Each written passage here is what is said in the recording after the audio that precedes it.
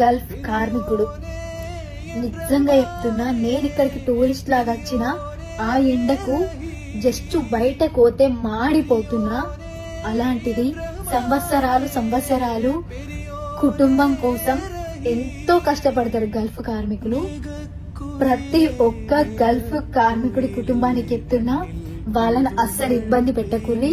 మస్తు అంటే మస్తు మంచిగా చూసుకోరు. వాళ్ళు వచ్చిన 1 month అయినా సరే వాళ్ళు ఇక్కడ మన ఫ్యామిలీని సంతోషంగా ఉంచాలనే తపనతోని ఎండల ఎండి ఇట్లా ఉడుకుతున్నారు. ఇట్లా అగ్గి ఉడికినట్టు ఉడుకుతుంది.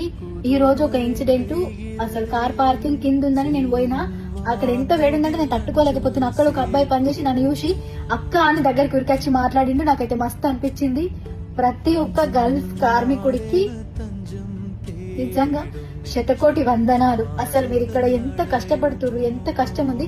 కంపేర్ టు అన్ని కంట్రీస్ చూసుకుంటే వీళ్ళు చేసే కష్టానికి వీళ్ళు తీసుకునే జీతం ఇంతే.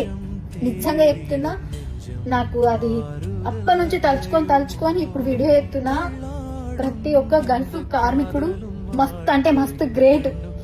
అబ్రాడ్ లో, యుఎస్ లో, యూకే లో ఉండేదానికంటే మస్తు గ్రేట్.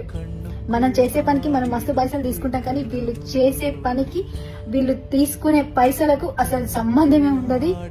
రియల్లీ